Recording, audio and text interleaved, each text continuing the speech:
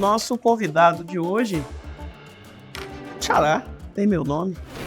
Estamos aqui em mais um Multiálogos, né? Do lado aqui do meu querido amigo e parceiro aqui de apresentação, Roberto Muniz. Roberto, que muito me orgulha, né? Eu já disse isso, mas eu não me canso de repetir.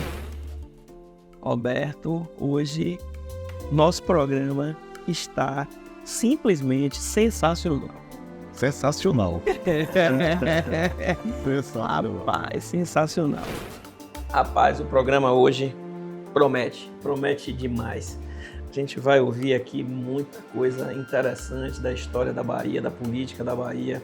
Nós vamos ter aqui coisas assim que do arco da velha, como se dizia, né, Roberto?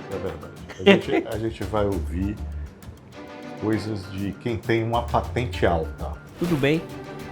Olha, nós estamos aqui hoje, Roberto, com um convidado que é assim um exemplo de guerreiro, Resiliência, superação. capacidade empreendedora.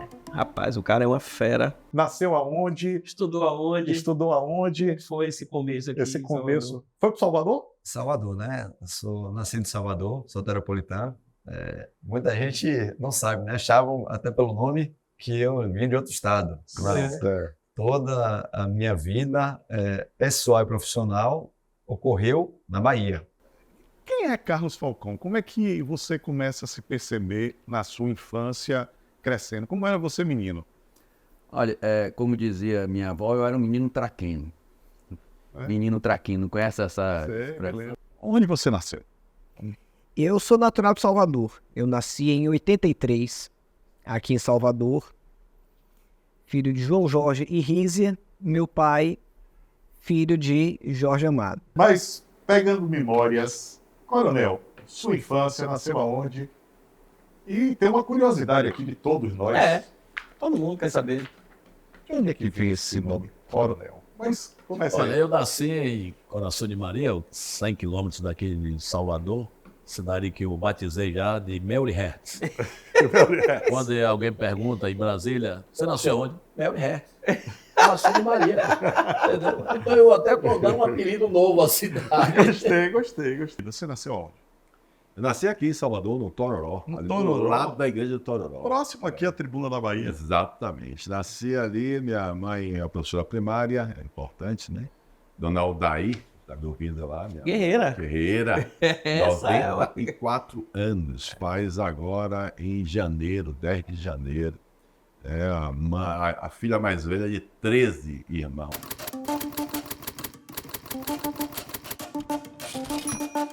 Essa experiência que você teve em, de fato, vir para Juazeiro, quando você diz que faz a opção e conhecer e ter toda essa experiência na Bahia, lhe remete à condição de conviver no combate à criminalidade em um estado que tem 417 municípios, Exatamente. né? Que é um tamanho continental. Então, a gente percebe que na sua formação, essa experiência, pelo que você coloca, ela é importante e decisiva, né? Não, ela é fundamental, né?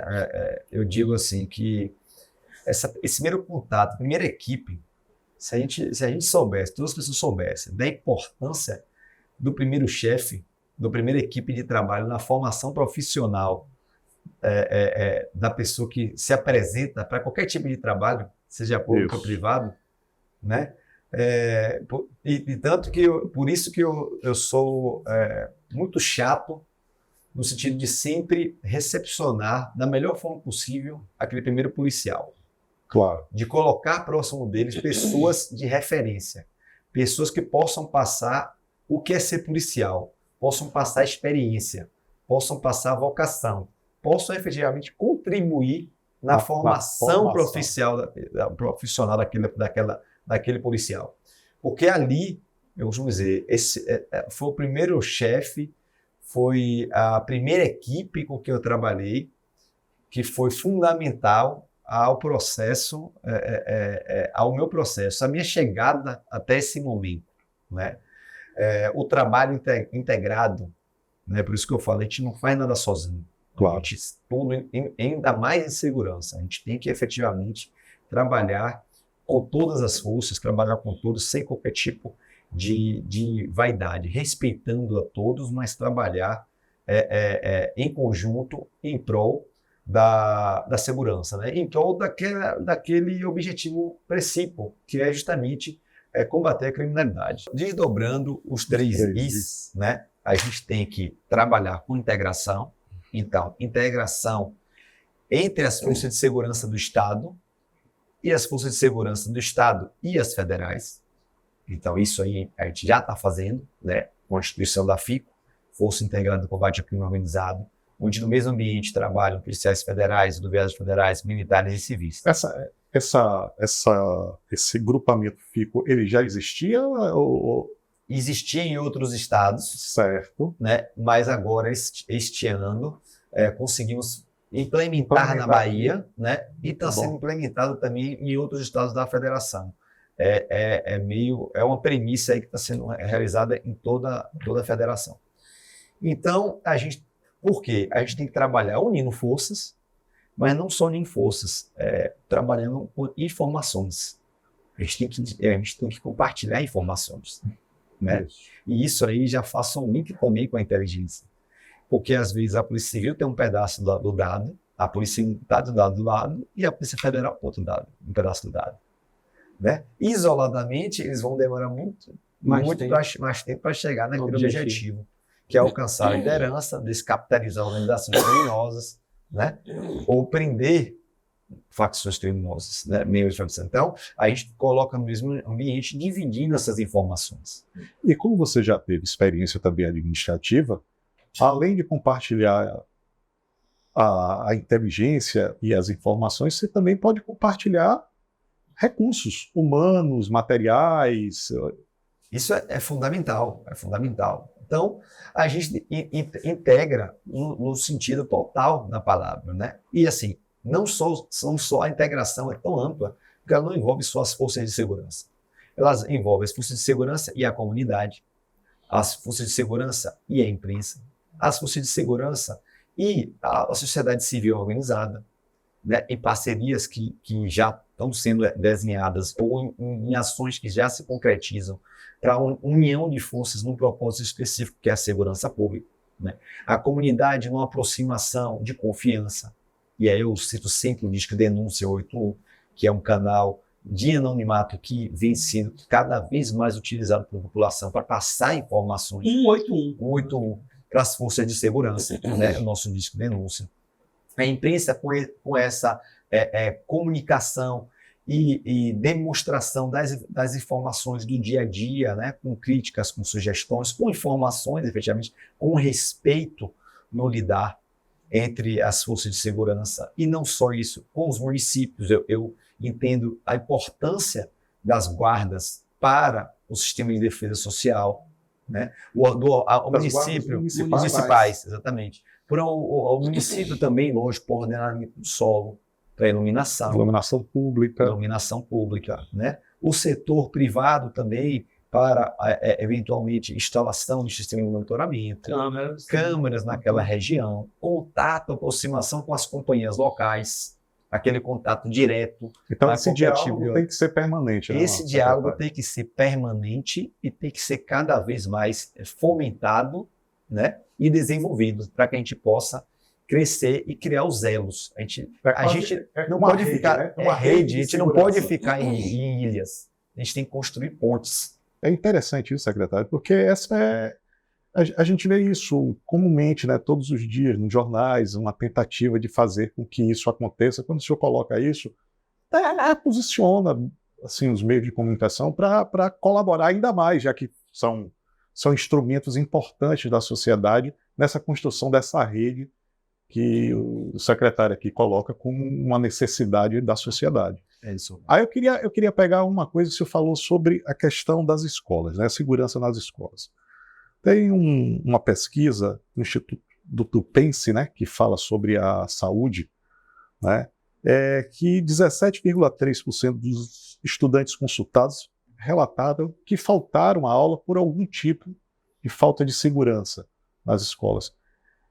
Como é que a gente pode enfrentar isso, secretário? Porque é de lá que nasce o futuro da gente, né? As escolas é um ponto de segurança, porque também ela irradia atividades comunitárias, e eu acho isso importante, mas a gente precisa dar segurança ao professor, não só nas ruas, como até dentro das salas de aula, que tem sido também um outro fator, né? Assim, cada vez mais professores sendo atacados dentro da sala de aula.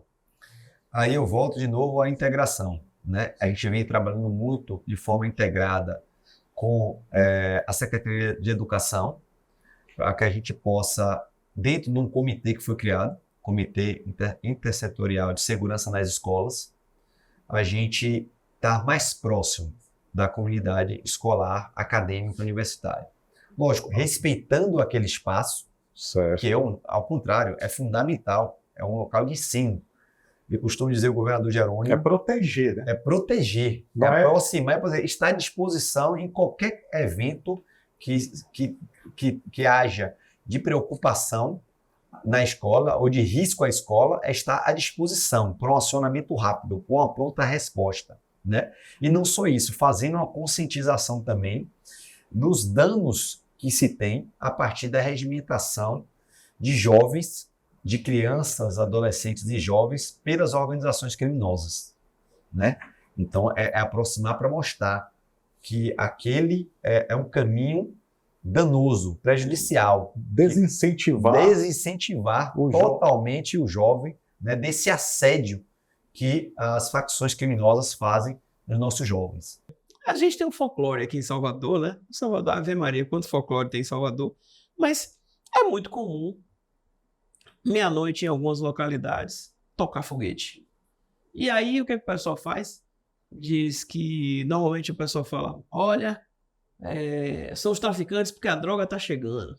Aí, daqui a pouco, um foguete no dia seguinte. E aí fica esse folclore. Isso é verdade, secretário? Marcelo, essa lenda urbana, ela vem lá no Rio de Janeiro também, né? Sim, Dizem do lá, do foguete lá no Rio de tá Janeiro. chegando a droga. Tá chegando a droga. Na verdade, realmente, vem do Rio de Janeiro, né? E, inclusive, tinha os fogueteiros, né? Que anunciavam a chegada da droga, mas mais a chegada da polícia. Da polícia, né? Eu acho que a droga, particularmente, não faz muito sentido se anunciar que a droga está chegando, porque senão a polícia vai fazer... inteligente, né? Não seria inteligente, porque senão a polícia vai realizar uma ação lá, né? Em relação ao monitoramento da polícia, com a chegada da polícia a determinado ponto, até é mais pertinente. Aqui a gente já apurou algumas situações de foguete, né? E na sua grande maioria são situações que envolvem festas naquelas localidades, né? Ou até mesmo cultos de tradição de matriz africana. Sim, os terreiros, é muito comum Que isso. normalmente começam as suas atividades próximo da meia-noite. E tem os seus ritos sempre de forma rotineira. E isso, muitas das vezes, gerou essa lenda urbana, que as pessoas dizem que naquele momento está chegando a droga, está chegando a droga, está chegando a droga. Não necessariamente está chegando a droga, como o Roberto falou, seria desinteligente você estar anunciando que a droga está chegando, sob pena da polícia monitorar aquele movimento e fazer uma ação justamente para poder fazer a apreensão da droga. Eu quero deixar sim, e deixaremos melhor do que quando nós entramos. Toda vez que eu assumo uma missão na minha profissão, a minha ideia é deixar alguma coisa diferente, deixar melhor. O meu objetivo é deixar melhor do que eu entrei, sempre. E eu faço o trabalho vivo para isso, né? Eu até me emociono ao falar nisso, porque nesse tempo eu muitas vezes sacrifiquei minha vida profissional, minha família, por isso que é uma coisa que eu me emociono por viver polícia. Eu vivo polícia, né? Eu vivo polícia e toda vez que eu falo de polícia eu não posso dissociar da minha família, né? Me perdoe aqui tá me emocionando em relação a isso, mas é a missão que eu vejo, não só a minha pessoa, mas vários policiais que estão na rua. A gente está num processo de mudança em pouco tempo. Nós vemos muita confiança da comunidade, nos meios do nosso trabalho, nossos policiais. Eu queria ver, por conhecer, por ombrear com esses homens durante esses 9 anos de forma integrada, eu queria que as pessoas vissem isso também. Que lógico, nós temos, como qualquer outra profissão, tem pessoa ruim? Tem. A gente vai fazer questão de tirar, de cortar na própria carne. Mas a grande maioria que escolhe uma profissão como essa, uma profissão de risco, tem ali porque é uma utopia, um objetivo de vida, proteger, servir, fazer o melhor que pode para o próximo, né? Então, a gente pensa assim, e por isso mesmo que a gente trabalha intensamente para que a gente possa dar os melhores meios, para que a gente possa dar melhor segurança, para que a gente possa estar próximo também da comunidade, para que ela possa nos ajudar, para todo o sistema possa nos ajudar.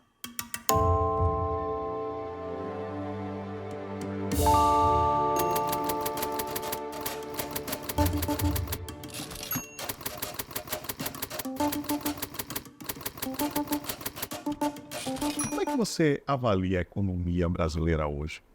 Quando no início do ano, quer dizer, o ano passado, as pessoas pensavam em um crescimento abaixo de 2%, muitas pessoas, e hoje já sinaliza 3,3% de crescimento.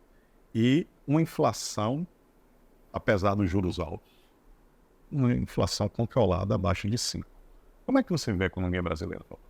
Antes de fazer essa análise, eu quero pontuar, eu sempre faço isso nas entrevistas que eu participo, que eu não tenho, nas minhas análises, nenhuma tendência política.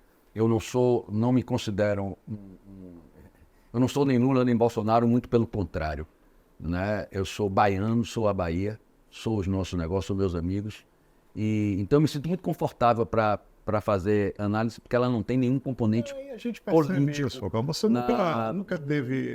Eu não tenho, para mim, eu me dou bem com pessoas, eu voto em pessoas. A minha cédula eleitoral ela é muito engraçada, porque ela tem pessoas de todos... E eu já tive a honra de receber o voto dele, né? Duas vezes. Não votei para prefeito, mas votei para deputado. Verdade. Que eu votei no outro, não foi isso não. Voto em Lauro de Freitas. Só por isso, antes que as pessoas... E um voto que orgulha e honra qualquer eleitor. Tenho certeza disso. E aí, voltando à sua pergunta, eu estou meio cansado da gente continuar sendo o país do futuro, porque a gente perde uma oportunidade atrás da outra. Quando não é o ministro da Economia, é o presidente da República que atrapalha, são declarações infelizes, e repito, não é desse. E aí eu vou fazer uma observação, que eu acho que desde Fernando Henrique Cardoso, que a gente não tem uma direção, um presidente que você possa dizer, porra, temos um estadista no poder, né? E aí, obviamente, teve uma pincelada política, mas tem muito mais de homem, postura, de caráter, de formação. Do que você entende do ideal. O ideal. Do né? que deveria ser alguém. Sem arroubos, sem... e o próprio... E Fernando Henrique nos deu uma lição de como deve se comportar um ex-presidente, né? Com sua influência, com suas participações, claro que hoje quase nenhuma mais, mas durante um bom tempo com sua influência. E eu entendo, para ser objetivo, Beto, que eu pensei que nesse momento nós estaríamos pior. E aí há de se fazer uma menção muito honrosa ao presidente do Banco Central, a Campos Neto, que vem... Roberto Campos Neto, que vem tendo uma atitude muito corajosa na gestão da inflação, porque essa é a grande missão do Banco Central. E também para o ministro da Economia, que quando ele foi eleito, Fernando Haddad, eu disse, pronto, agora nós estamos feitos. Mas não é isso que tem acontecido. Então, isso só comprova que a minha análise não é partidária, porque... E nós conversamos sobre isso. Você lembra que eu te disse que Haddad era uma pessoa muito preparada? Verdade. Olha, eu estou impressionado quando eu vejo os comentários de gente, inclusive, que tem uma capacidade de entendimento e de avaliação muito profunda da forma que tem avaliado o desempenho do ministro Fernando Haddad. A responsabilidade no cargo, né? Eu estou surpreso, positivamente. Positivamente. Estou surpreso positivamente. Ele tem se portado com muita sabedoria, mesmo que eu não concorde com algumas das medidas que ele está passando. Por exemplo, você provavelmente vai me perguntar sobre a reforma tributária, então vou deixar para responder. É a próxima pergunta. Então, já... Não, mas vamos só para faltando. Nós... 3,3% de crescimento em torno de 5% de inflação, é um ambiente, fora os juros, é um ambiente positivo para a gente começar a encarar o futuro? É nesse momento sim, mas as projeções mostram que tem muito de residual, tanto nesse crescimento quanto tanto na inflação quanto no crescimento. A inflação, a gente paga o preço dos juros altos para manter essa inflação no patamar que ela está. E no caso do PIB, o foco mostra que o ano que vem esse crescimento não se sustenta. Você tem aí uma projeção para os próximos anos menores do que a desse ano. Então, não acredito que a gente vá caminhar nesse nível Nessa direção em 2024, 2025. Eu digo, não, irmão, não quero não. Ele fez, tá bom, eu vou lhe anunciar, você pega o microfone e diz que não quer. E foi dito e certo, e foi exatamente assim. E aí eu não disse que não queria, e aí eu comecei como vice-presidente, fiz um acordo com ele. Eu disse, olha, tem um detalhe, eu mando. Então, qual é o acordo? Aí ele disse, eu fico com o futebol e você fica com o clube. E isso deu certo, e a gente foram 6 anos, e aí em 2013 eu fui presidente, eleito. Eu me lembro que você ganhou um prêmio. Eu acho que o Vitória foi um dos melhores, o mais bem administrado do Brasil. Do Brasil, 2014. Agora, você vê, ganhamos o prêmio, o Vitória caiu e ninguém se lembra do prêmio. Só se lembra de que caiu. É a bola, né? Se a bola não entrar... Se não tiver gol... Eu passei por uma experiência que poucos passaram. 30 mil pessoas lhe mandando tomar naquele lugar, você sentado quando o Vitória caiu. Mas nunca tive constrangimento, nunca tive... Não, mas você foi muito sábio, né, Falcão? Você chegou num... E eu acho que as pessoas precisam também dar valor a algumas experiências importantes da vida. Ele chegou um dia e disse, não dá mais. Eu fiz um discurso que está até no Quem Procurar, onde eu disse o seguinte, já demiti treinador, já demiti diretor de futebol e não resolveu. Eu agora vou demitir uma pessoa que só eu posso demitir. Tá? Tem esse discurso, que sou eu mesmo.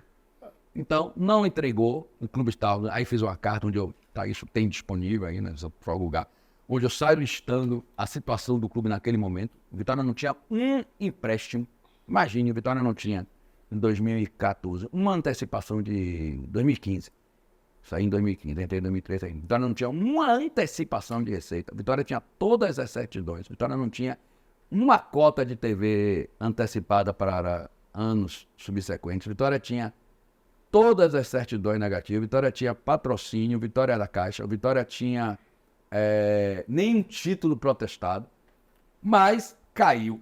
Então a imagem perdeu os campeonatos e tal, porque, e eu sempre disse isso, eu sou um homem de gestão financeira. Eu nunca vou fazer aquilo que eu não acredito. Na hora que eu entender que o preço do sucesso do campo é fazer o que eu não acredito, essa história do endividar, do fazer, do tomar até 100 anos, aquela história do que o torcedor... Botar a bicicleta para rodar, né? Para rodar. Não sou eu. Né?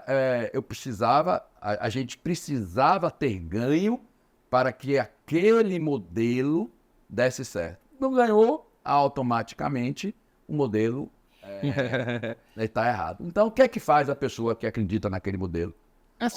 Sair. E aí eu tive a ideia de transformar aquilo que eu chamei inicialmente de fórum empresarial. Só que já tinha fórum empresarial. Já tem esse nome, que é até o Cláudio Cunha da Deme que preside. E aí eu me lembrei de um programa que eu tive no SBT um tempo, numa coisa que, assim como vocês fazem, de amigos, que eu tinha com Raimundo Dantas. Raimundo Dantas, eu tinha o comentário econômico da semana, e que era Business Bahia. Aí liguei para a menina da agência, se ela tinha registrado, ela disse, dei início e tal, pá. Mandei olhar, não tinha registrado, e botei o nome Business Bahia. E a partir daí, o negócio tomou uma dimensão maior do que eu esperava, nunca pensei. Hoje a gente tem sido convidado... Tem fila para entrar. Tem fila para entrar. Eu tenho que excluir a cada 3 meses, eu faço exclusões de pessoas que não estão participando, já estou com fila para participar. Ontem mesmo, uma pessoa muito conhecida aqui de Salvador me mandou uma mensagem como é que fazia para participar. Eu disse, olha, você está na minha lista, um outro grande empresário também. Então as pessoas querem, por quê? Porque tem entrega. As pessoas querem participar de coisas que têm um propósito e entrega. E a gente fez o Made in Bahia, que foi também, quando nós fizemos, eu sabia que era uma ideia boa, de valorizar os produtos e serviços, mas não pensei também que fosse virar lei no Estado. Então, hoje, a gente tem um selo, Você tem o selo, né? o selo Made in Bahia, que nós lançamos no grupo. A gente criou a ideia de fazer um selo, uma bandeira Made in Bahia, que identificasse os produtos e serviços baianos. E o deputado Alex da Piatã me liga e diz: olha, há muito tempo que eu quero fazer um negócio desse aqui, e agora com alcance essa campanha, posso usar seu selo para aprovar? Eu digo: pode. Fizemos uma reunião, ele aprovou, o governador sancionou, e hoje nós temos um selo, Made in Bahia, aprovado na Assembleia, e que foi usado esse ano pelo governo do Estado para fazer uma campanha de valorização dos produtos e serviços baianos.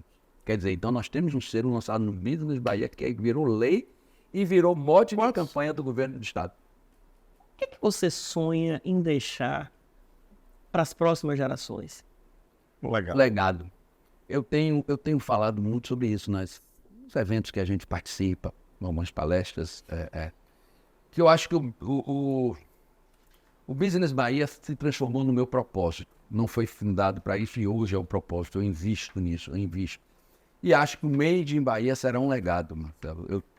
Nós deixaremos esse sentimento de valorização da baianidade empresarial que nós não temos, nós gostamos dos nossos times. Até do time a gente fraqueja, né? Porque torce para Flamengo, Corinthians e tal, quando temos aqui o Vitória. E tem um outro aí que eu esqueci o nome agora, mas sei que tem. Você tem os nossos times locais, tem o Atlético, tem tanto time, Bahia de Feira, Fluminense, tem outro que tá por aí. Mas, enfim, nós não valorizamos o nosso lado empresarial, nossa baianidade empresarial.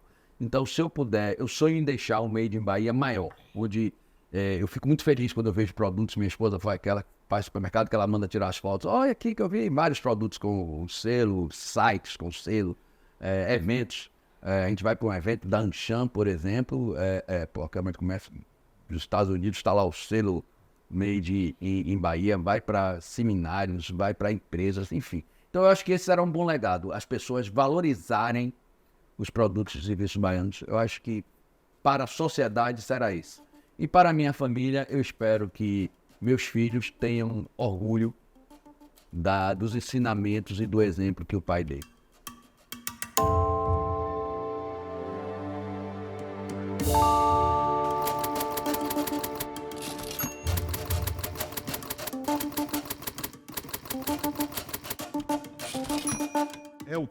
O que é que você traz do seu avô, Jorge Amado? O que é que você traz de Zélia Gattai? Para sua vida hoje. Poxa, de meu avô, eu acho que o principal legado é a generosidade, sabe? E o olhar para o próximo, sabe? Ele tinha um olhar muito generoso, muito empático com o próximo. Eu via nesse tempo, por exemplo, meu avô recebendo na casa dele, desde presidentes, chefes de Estado, artistas, personalidades, até passantes que chegavam às vezes com uma folha de papel. Seu Jorge, eu escrevi aqui uma poesia, eu queria mostrar para o senhor. Entrava em casa. Tanto é que ele não costumava escrever no Rio Vermelho, na parte da casa. A gente tem a casa, tem o jardim e tem um quarto. Tem uma estrutura de um quarto que fica no fundo do jardim, que era para onde ele fugia para escrever. Porque às vezes era muita gente, era muita movimentação e ele não conseguia. Mas então, a generosidade. A generosidade e o olhar empático. empático. E de sua avó, o que é que você traz? A energia, o vigor para realizar, para fazer, sabe?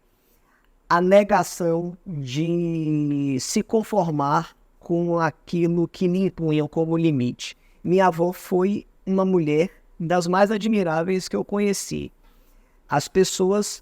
Algumas pessoas não sabem, mas Dona Zélia foi uma mulher muito à frente do seu tempo, sabe? Uma mulher que se tornou uma poliglota em tempos em que as mulheres tinham tantas restrições de direitos. Minha avó dirigia para meu avô, inclusive, minha avó corrigia os textos de meu avô. minha avó decidiu escrever o primeiro livro aos 63 anos de idade e ascendeu à Academia Brasileira de Letras.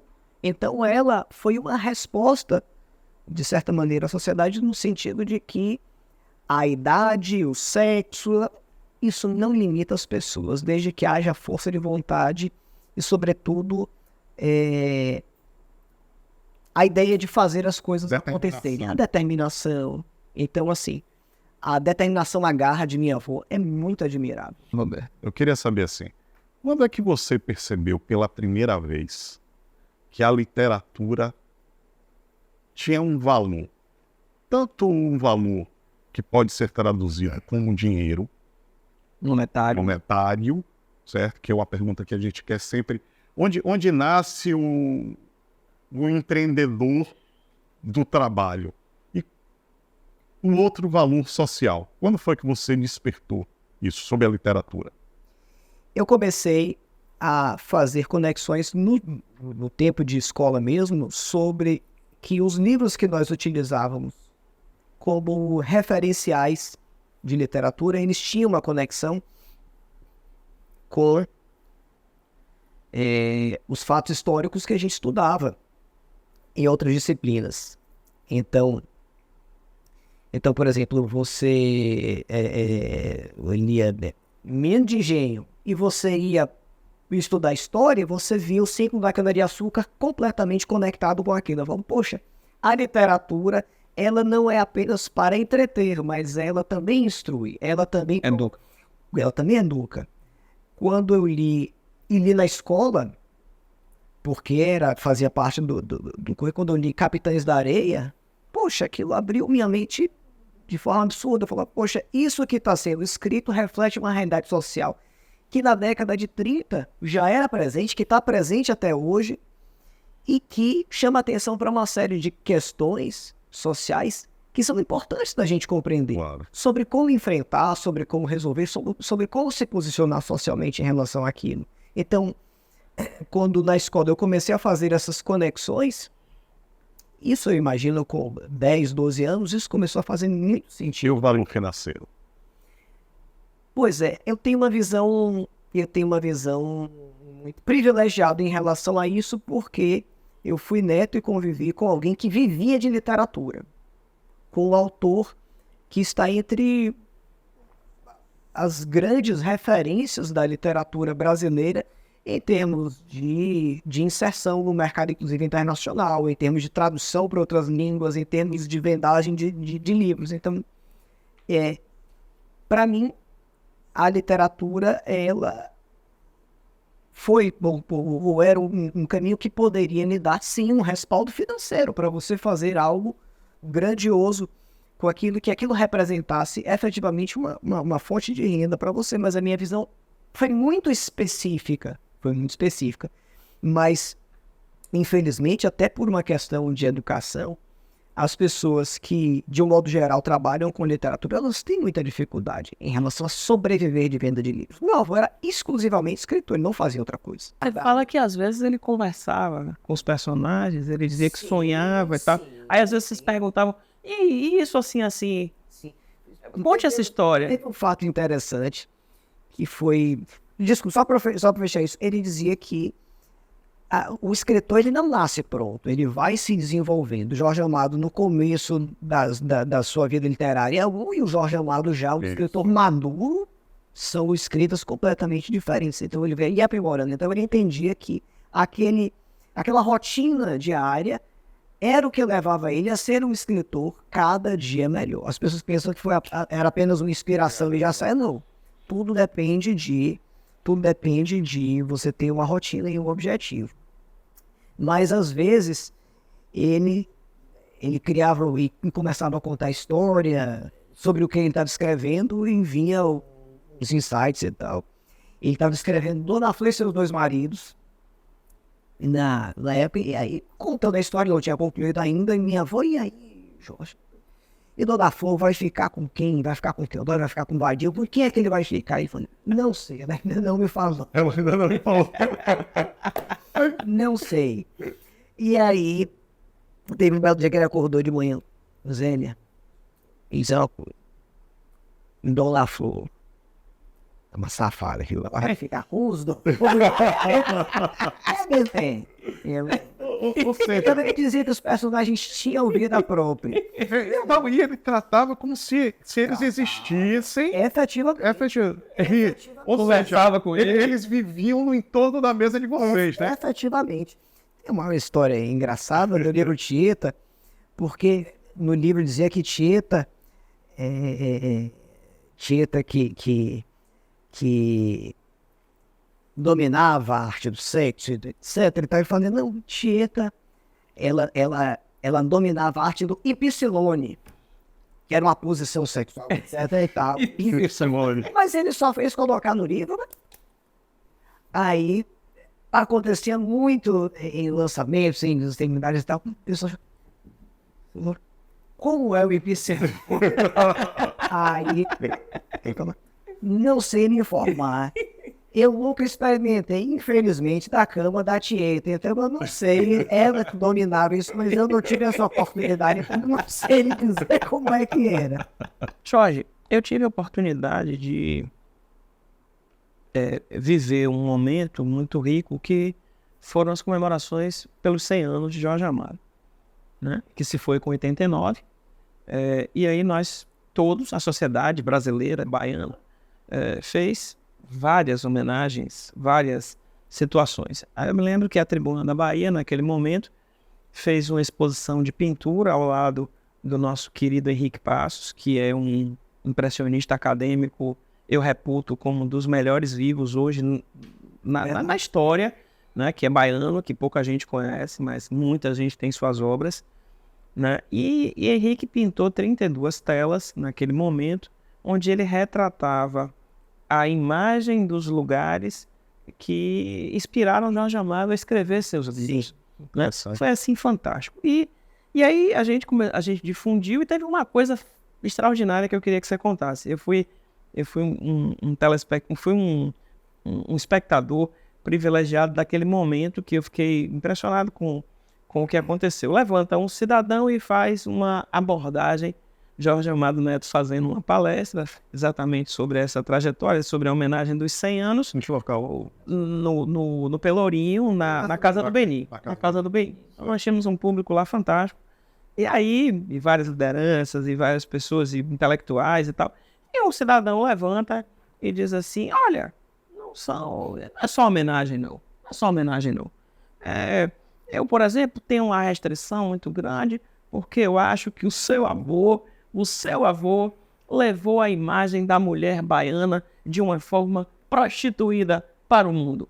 E aqui, isso aqui virou um território de turismo sexual. E aí eu fiquei preocupado, eu disse, Jorge, aí como você responde e tal? Ele falou, claro. E aí eu queria que você respondesse, né? Para que todo mundo conhecesse essa história.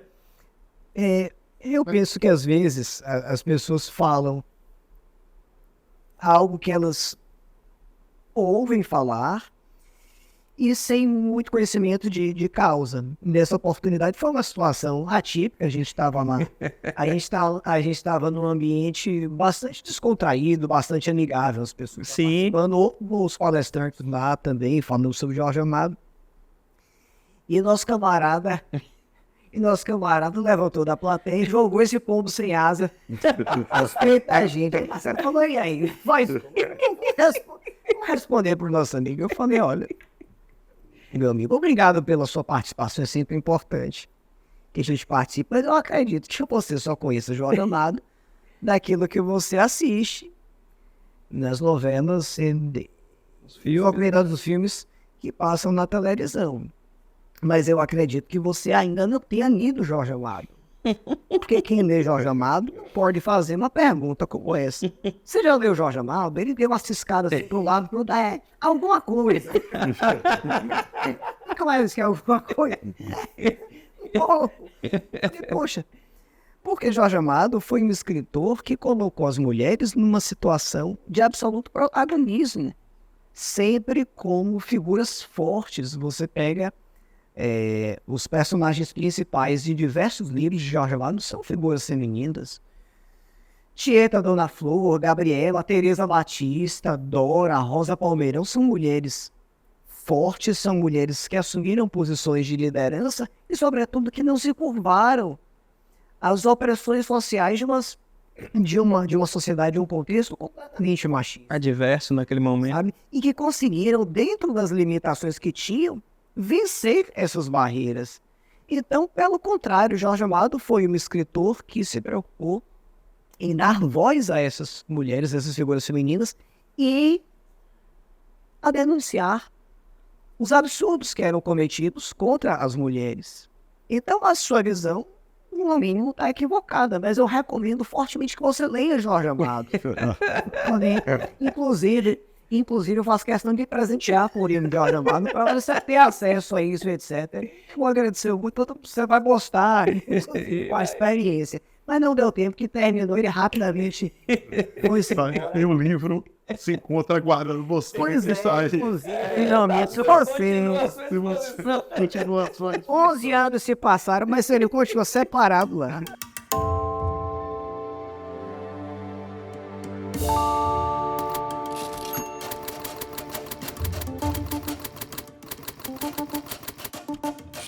Quando ele lhe chama coronel, você tinha que idade? Eu Ele devia falou ter- desde seu pai. Sim, Sim, é 10 isso, anos. uns 10 anos. 10 anos. Aí ficou coronel de todo jeito, veio eleição de prefeito. Sim, mas Sim, aí mas da peraí, faculdade o pessoal já Você lhe já chamava foi, ou você coronel? teve... Você começou na Ou lá- iniciativa ou só privada? lá em... Não, só em Coração de Maria. Eu tinha até vergonha quando me chamava de coronel. Aqui em Salvador. Certo. Eu escondia, nunca dizia que era meu nome da coronel. Robson, no 2 de julho, me botou com o primeiro apelido, Pichilinga, que era o menor do internado. Certo. Mas foi até bom que esqueceram o coronel, coronel. Que era o apelido de Sim, da de infância, terra, né? de infância. De lá. da Mas depois declaração virou, da- não teve jeito. Virou, pegou mesmo. Aí quando é que você diz assim, "Ah, sabe de uma coisa, eu sou coronel mesmo"? 1900 e... Eu fui prefeito de 88, sem o coronel no nome. Em 89, eu peguei e pedi ao advogado nosso, entramos com a petição para poder incorporar o nome. Aí o juiz não disse que não poderia. Fui lá conversar com ele. Doutor Filhas, mas como você me chama de coronel? Olha, coronel é uma patente, não dá para botar no nome. Não dá para você autorizar e inserir isso no seu nome. Aí eu brinquei com ele e falei, doutor, bora fazer o seguinte, vamos ficar 10 minutos na porta do fórum, isso lá em Coração de Maria, fora o juiz João Leal. Se 10 pessoas passarem, se uma não me tratar como coronel, o senhor pode indeferir. Mas se uma... Aliás, não. Se as 10 Não me chamaram de não me coronel. chamar de coronel, o senhor pega... Pode indeferir. Tem que ser 100%. 100%. Aí começou primeiro, oi coronel, oi coronel, tá, passando. Aí parece que a última era uma mulher que era uma adversária minha, aquela radical. E Certo. doente.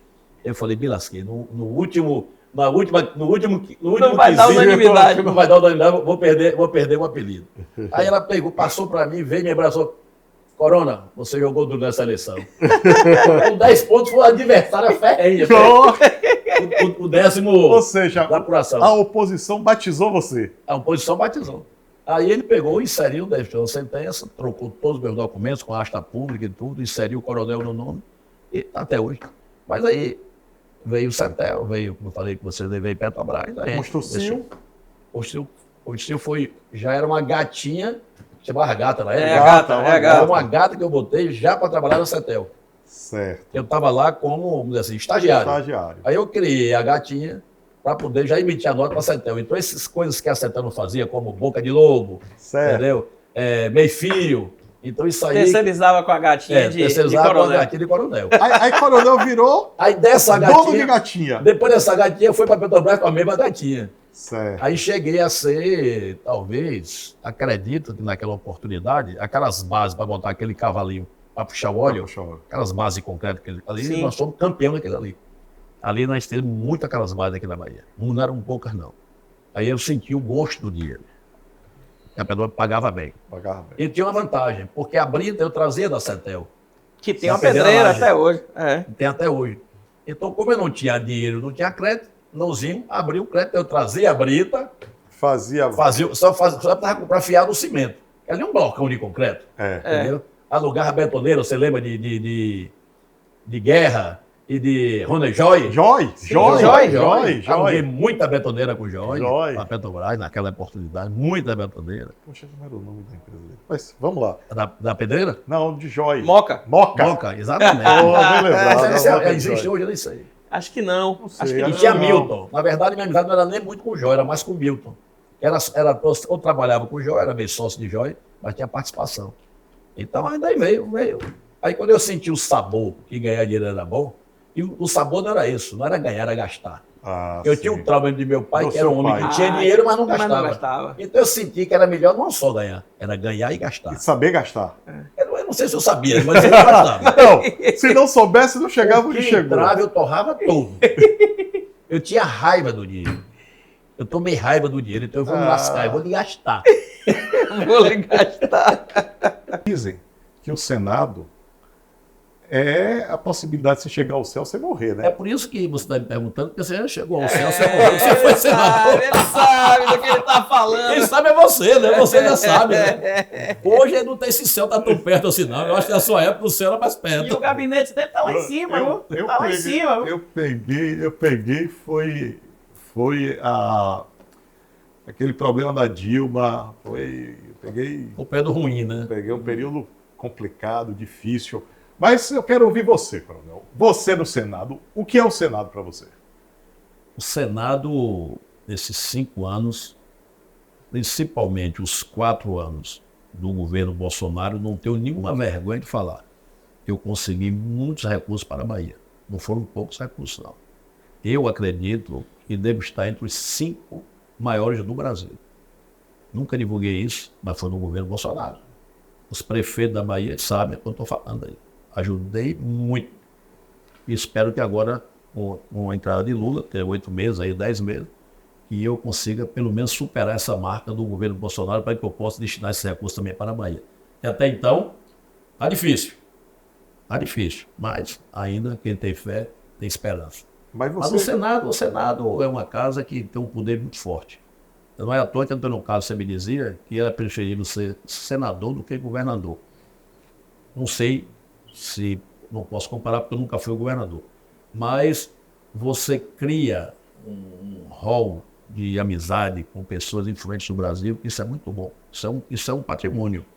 Então, a gente lá... E conhecer também, né, os problemas do Brasil. Né? Você tem os melhores Além da consultores. amizade dentro das cortes, tanto a Corte de Contas, do Tribunal de Contas, como o Supremo Tribunal, STJ, Tribunal Regional quando a gente criou... Dizem que você é um dos poucos que é amigo do ministro Alexandre de Moraes. É isso Alexandre é mesmo? um amigo, sempre a gente se encontra. Sempre Toma um vinho, é? Toma um vinhozinho, normal, né? Alexandre é uma figuraça. As pessoas criticam, dizem que ele é muito duro, mas ninguém sabe o que ele está sofrendo, né? Então, Claro. só quem pode dosar. Quem tá lá dentro. Dosar é quem está lá, né? Para ver se é duro ou não. Eu Mas, aprendi esse ditado. mas o estilo dele não tem nada a ver com a nossa amizade. A gente se dá bem, como a gente também tem outros ministros lá que a gente tem uma boa relação, uma relação fraterna, de vir para nossa casa, entendeu? Você pegou grandes relatorias, né? Quais você destaca? Olha, eu acredito que nós começamos o mandato em 2019, fui presidente da CPMI de combate às fake news. Essa deu uma repercussão nacional. Para mim foi uma surpresa muito grande. Bom, senador recém-chegado e pega uma relatoria Desse peso. desse peso, uma relatoria que foi para poder descobrir se houve mensagens enviadas fora da regra eleitoral para favorecer a campanha de Bolsonaro. Manipulação, né? Manipulação das redes, pessoas usando o CPF falso para criar conta no WhatsApp, principalmente. Isso aí foi um trabalho hercúleo, foi um trabalho que me deu uma projeção muito boa a nível nacional, a nível internacional. E o que é que finalizou? Vocês chegaram Nós geramos o projeto 2630, fui o relator, aprovamos no Senado, se encontra na Câmara, sob a relatoria de Orlando Silva. Sempre eu cobro a Orlando. E é uma pressão de grupo. Uns querem que aprove, outros não querem que aprove. Porque, na verdade, o combate à fake news, eu acho que deveria ser uma bandeira prioritária no Brasil. Claro. Porque o fake news pode destruir famílias, É muito cruel. destruir comércio, destruir reputações. A calúnia e a difamação, antigamente você era caluniado num espectro pequeno. Hoje você é caluniado numa rede social, um espectro mega. E aí o seguinte, quando você vai se defender, geralmente a sua defesa não entra em 1/1000% do desastre que causou aquela mensagem. O que Então, foi que mais lhe absurdo. surpreendeu quando você, lá na CPI, o que é que você viu que lhe surpreendeu? Surpreendeu que realmente você Um fato, tem uma tem arma algum fato? poderosa na mão que chama as empresas de mensageria, que é o WhatsApp e o Telegram. Não é nem o perfil no Facebook, no Instagram. Esse também causou eu descobri que as pessoas usavam caricatura e contas de telefone falsa com pessoas que já morreram, vai pegar o CPF, abrir uma conta no WhatsApp, dali em diante ele distribuía o veneno dele. Ou então ele abria uma conta no Instagram ou no Facebook para poder lhe difamar. Chegou a Aí chega um detectar momento essas que você, pessoas? quando você ia na investigação até o CPF o cara já tinha morrido. Ou era um CPF frio, um CPF americano, um chip americano. Então aquilo ali decidiu que realmente o fake news destrói um país. Destrói um país. E agora tem as bets, né? Você também é o relator. Nós somos relator da legalização dos jogos. Eu tenho um projeto também da legalização dos jogos de azar. Está numa comissão no Senado, mas a Câmara antecipou, aprovou que é o 442, que é só para a legalização dos cassinos físicos, ou seja, os cassinos em hotéis. E agora nós vamos votar no dia 21 de novembro de 2023. Eu quero botar essa data registrada, porque como vai ficar nos anais aqui da Cultura da Bahia, com certeza. esse podcast, nós vamos aprovar, acredito que devo conseguir os votos quase à unanimidade, que é o projeto da legalização das apostas esportivas. Você chega hoje no estádio de futebol, você vê lá, bet não sei o quê, na camisa do time, tudo bet, tudo aquilo ali é clandestino. O governo não recebe um centavo pelaquela publicidade. Eles bancam esse jogo aqui e o recurso é levado para Gibraltar, para Malta, para Curaçao. Todos os países do mundo que são paraísos fiscais hoje mandam no jogo do Brasil. Quer dizer, sem deixar um tostão no Brasil. E eu estou apertando. Para você vir de fora jogar aqui, você tem que ter 2/3 de funcionários brasileiros. Muito bem, irmão. Você tem que ter 20% de capital de sócio brasileiro no seu negócio aqui. Perfeito. E assim você simplesmente... Eu conversei com uma bet internacional, uma das maiores, ele tem 350 mil pessoas no call center. Imagine. É uma cidade média. Rapaz, Porque eu perguntei, esse call center veio para o Brasil? Não. Meu call center vai ficar lá em Curaçao. Eu não preciso estar fisicamente no Brasil. Tudo é sistema. Só que agora eu vou apertar eles. 2/3 de funcionário tem que ser brasileiro. Tem que ter sede no Brasil. Vem lá, Bet Brasil, mas você tem que ter um funcionário brasileiro, você tem que ter sócio brasileiro, tudo dessa maneira, para travar. Não, e aí é importante que as pessoas percebam, quando você tem um político qualificado na linguagem empresarial, ele consegue disputar essas ideias. perfeito. Né? Eu acho que a sua presença, coronel, qualifica esse debate, fazendo com que Engrandece. a sociedade ganhe. Perfeito. Porque isso não passa despercebido, porque você sabe o que é possível. Né? Não é possível, mas dentro vai inventar roda, né? Tem que botar aquilo que é viável para as empresas pagarem também. Tenho certeza que até o final do meu mandato vou ficar sempre como eu fiz os 5 anos, no bom combate, não sendo um senador de abaixar a cabeça, não sendo um senador do amém. Não estou no Senado, mesmo tendo sido ajudado por muitos, mas não fui para lá para defender grupos, nem defender partido. Eu fui lá para defender ideias que eu acredito. Por isso confio que até o final do meu mandato, as ideias que eu acredito ficarão sempre em pauta. Maravilha. No final, como é? Ei, vem com a gente.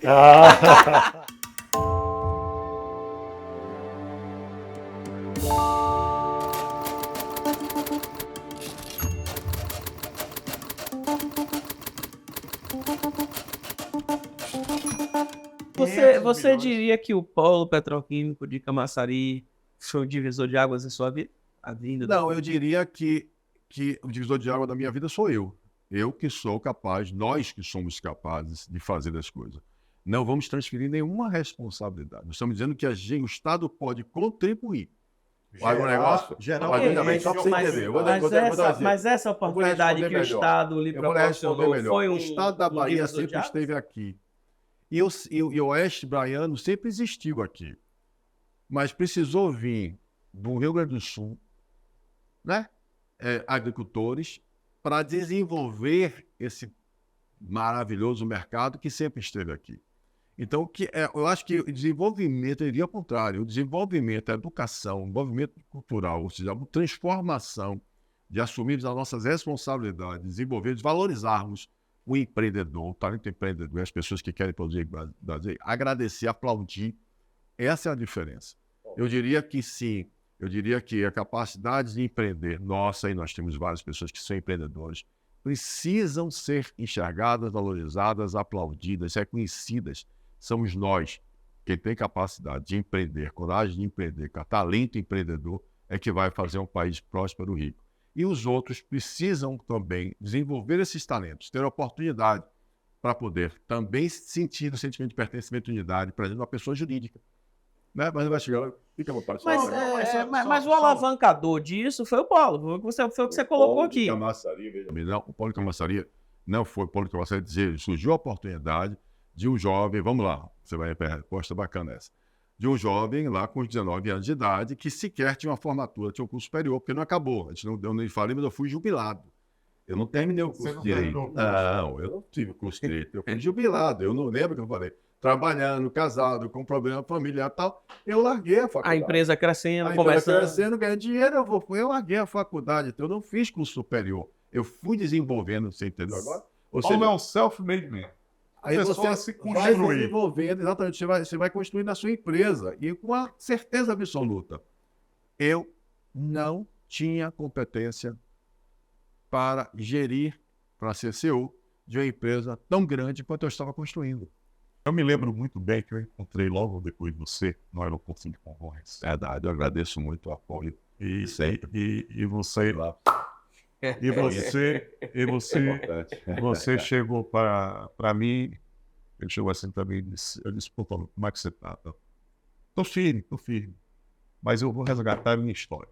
As pessoas vão conhecer a minha história porque a minha história será inspiração para muitos empresários para que eles não sofram o que eu sofri. E cumpriu e está cumprindo. Aí você faz uma coisa, aí você foi fazer direito, voltou à escola. Você tinha quantos anos? Exatamente. Aí eu já tenho 6 anos só de formado, você pega 64 vezes 6, 58, você veja que eu aproveitei 20 matérias da Federal, porque alguns direitos não mudaram, a Federal é uma excelente faculdade, e a carga horária dele era muito mais alta do que a gente faz hoje. Aí eu consegui aproveitar e consegui terminar o curso em 2 anos e meio.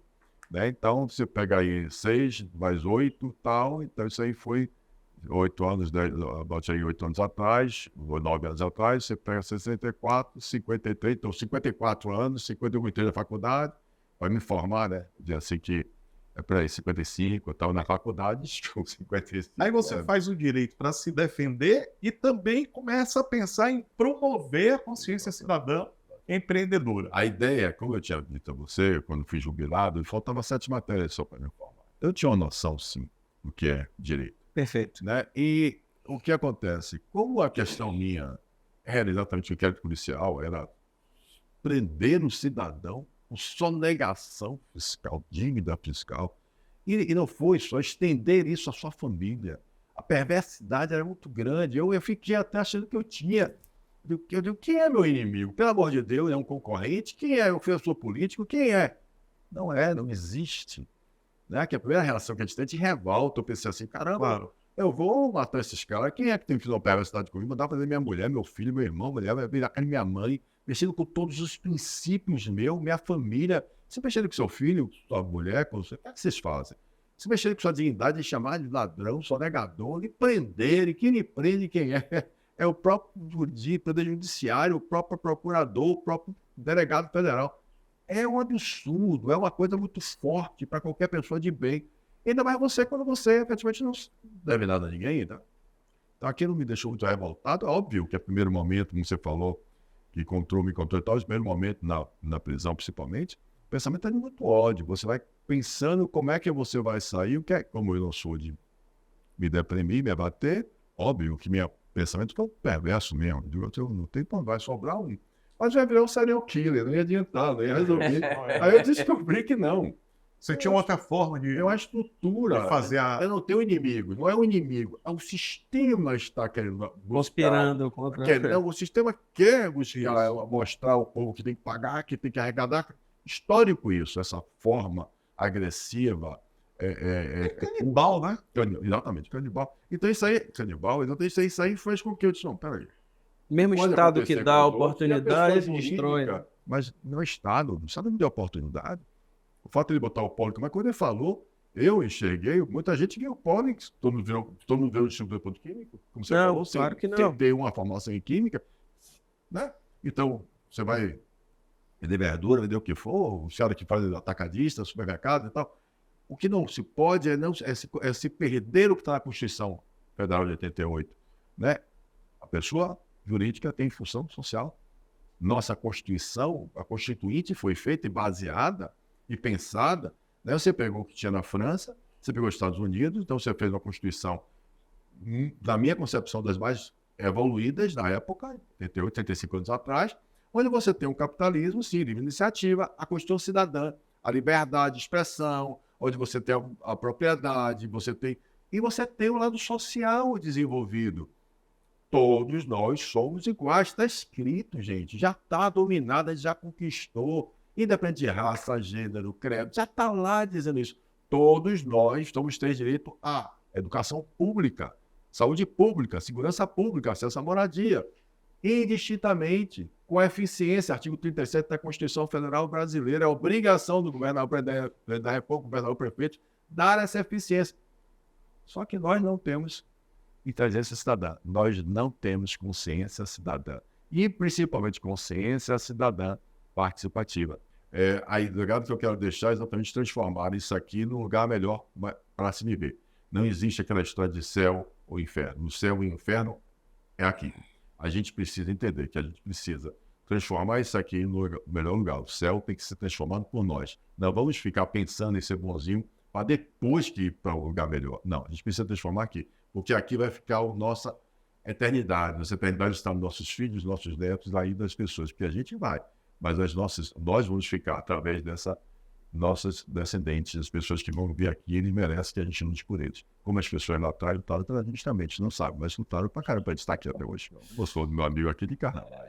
É isso aí, é isso aí, é isso aí. Eu gosto muito, muito também, carinho que você tem por pessoas. Uma satisfação, Toma aí, viu? gente. Uma felicidade, não, Roberto, a gente ter recebido aqui Muito obrigado, Paulo. esse bate-papo. Queria Paulo. deixar aí meu nome, o nome de Marcelo, uma lembrança Ô, meu amigo. para você. Que maravilha. Aquela. Eu vi que no início do programa ele olhou, a nossa tinha nome, né? A dele não tinha, ele olhou, eu vi que ele olhou. Fala mais. Obrigado, meu. Pronto, aí você vai lá, você vai colocar na sua mesa de trabalho. Com certeza. E agradecemos muito a sua presença aqui, amigo. Foi muito bom, foi Aí maravilhoso. também, se você quiser depois também prestigiar, ou homenagear, dar ao professor que vocês quiserem também, ao livro e a coisa, está à sua disposição, Valmir Virar Cidadã. Bacana. Valeu. Bom prazer. Prazer por todo mundo. Estamos juntos aí. Sempre. Obrigado pela oportunidade de todos vocês.